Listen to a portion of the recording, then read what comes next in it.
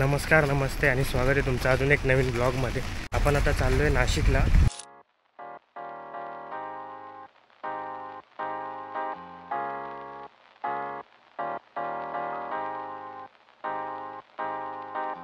इथे जायचं आपलं 4 महिन्यापासून प्लॅन चालू होता, पण फायनली आता आपण निघालो जायला नाशिककडे। 9:46 झालेत आणि आपली 10ची ट्रेन आहे आणि सध्या बारीक बारीक पाऊस चालू झाला आहे। तर आपण 4-5 जागे प्लॅन केले फिरण्याचा, तर बघू तिथे जाऊन काय कसं प्लॅन होतं।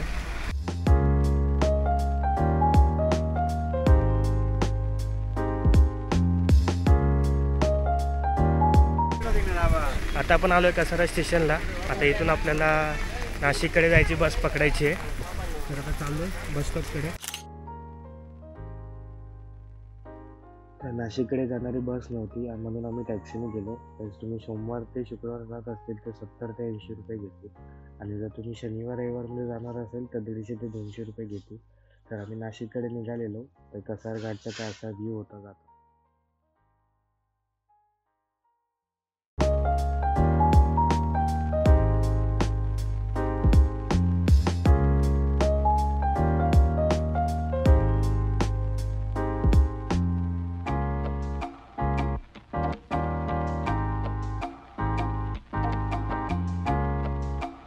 तर आता आपण आलो आहे नाशिक, जे नाशिकचं बस स्टॉप आहे CBS, सगळ्यात जुना बस स्टॉप।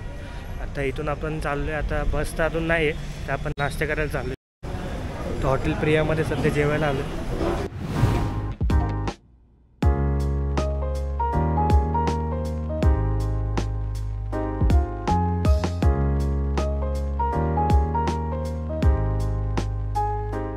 बस स्टॉप तिथे होतो, तर तिथं आपल्याला बस नाही भेटली म्हणून आपण सिटी बससाठी चाललो आहे। तर तिथे जाताना आम्हाला शिवाजी महाराजांची मूर्ती,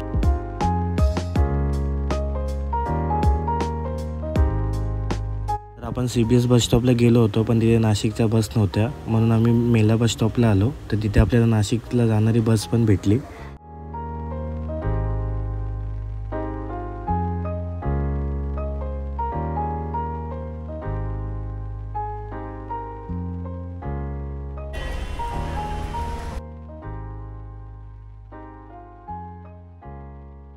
आता आपण आलो आहे त्र्यंबकेश्वरला। तर आपण इथे आलो पहिले कसाऱ्यावरून आपण आलो नाशिकला, नाशिकवरून आता त्र्यंबकेश्वरला आलो आहे। तर आता बघू, पाऊस तर आहे खूप, तर बघू आता दर्शन घेऊ आणि परत आज आपलं आपण इथेच राहणार आहे आज, आणि उद्या परत प्लॅन आहे दुसरीकडे जायचा।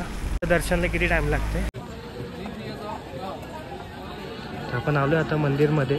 आता इथले लोक बोलत आहेत 4 ते 5 लागेल दर्शनाला।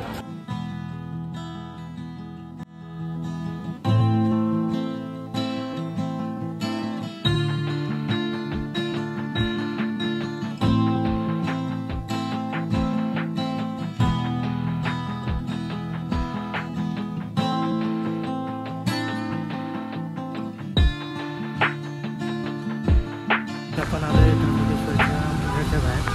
तर आपलं 3 तास लागले दर्शनाला। 4 वाजता गेलेलो, 7:15 बाहेर आलो आपण दर्शन करून। तर आता आपण चाललो आहे गजानन महाराजच्या मठामध्ये, ते त्र्यंबकेश्वर मंदिरच्या जवळच आहे। तर तिथून आता दर्शन करून मग आपल्याला जेवून नाशिकला जायचं आहे।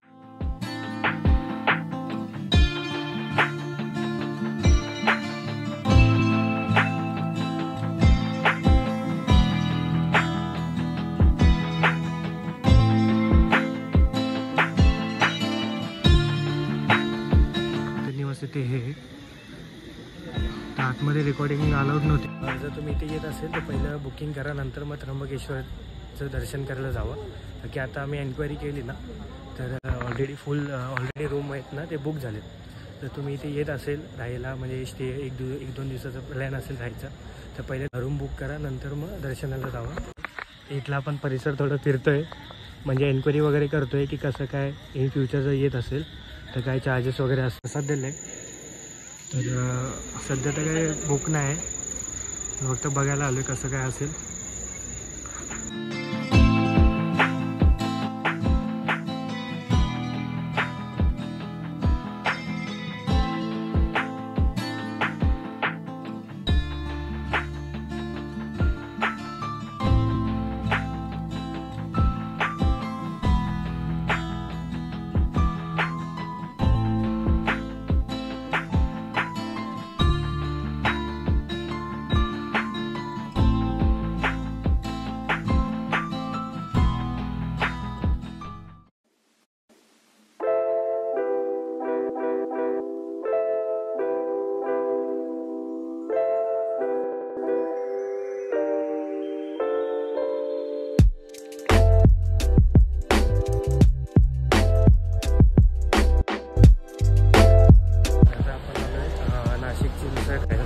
असेल. इथलं काय असं इंटिरियर आहे.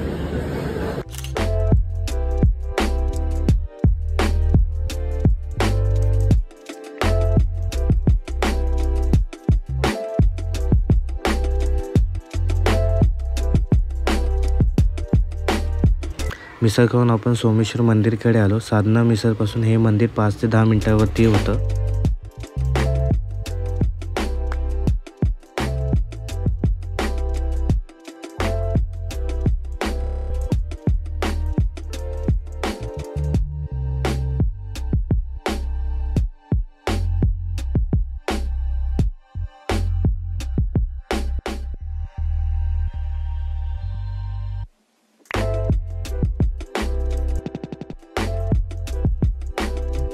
आता आपण आलो आहे सप्तशृंगी गडावरच्या इथे.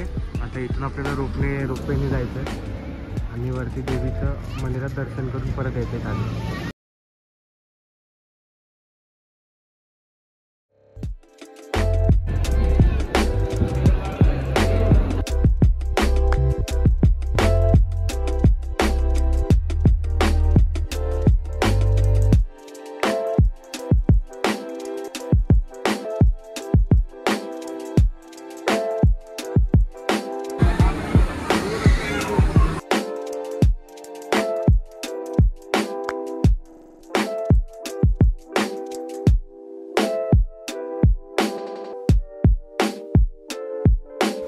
तर येताना आपण ट्रेनने आलो. तर रात्री 11 वाजता घरी पोचलो. तर हा व्लॉग एवढाच होता.